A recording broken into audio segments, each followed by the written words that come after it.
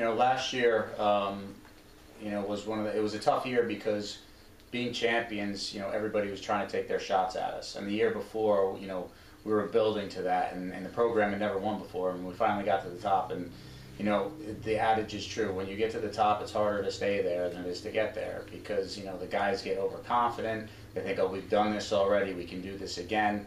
And there always gets this sense of, maybe not work rate to accomplish the goal last year. And while we had a great record during the regular season, we were winning games, in overtime. We were winning games in the last 5 minutes.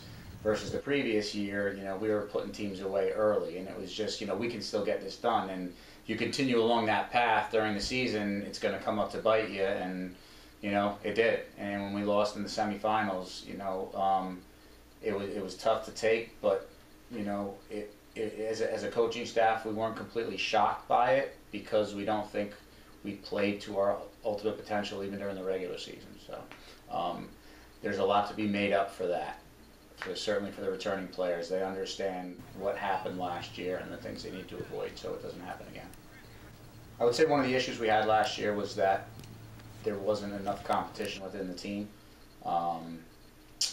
That we dealt with a lot of injuries, so the guys who were in the starting group kind of knew where they were and they weren't getting pressed. Well, the group this year, they have the fear of the unknown, the returners, because we have 12 new players coming in, and you don't, at the beginning, obviously we're through 6 days, 7 days of preseason right now.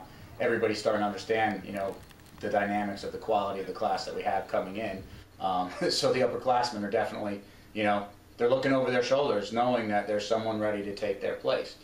For the incoming guys, the new guys, it's they're half the team, so they can see that light at the end of the tunnel as I can win a starting spot here. And maybe if the class is really small, that dynamic is gone, because you got to get through 20-some players to get into the starting 11, what have you. Now, they're right there. So the competition within the group is very, very good this year. We're gelling together pretty well. We have a lot of speed. We can use that to our advantage. It's awesome. We have a good amount of freshmen, so we got to let them get used to our system. But they're gelling pretty well. We're all figuring each other out, and I think we're going to be very good this year from it. I think for us, just winning the conference title again, playing good soccer throughout the years, our expectations. We hope we don't get a loss this season, but we'll see how it goes for now. The team's looking pretty well, so I don't see us losing. What kind of goals have you set for this season? Same as always, win the title. You can't, if you set your goal anything less than that, we all know what it takes here. We know it's not going to be easy. It wasn't easy 2 years ago when we won it.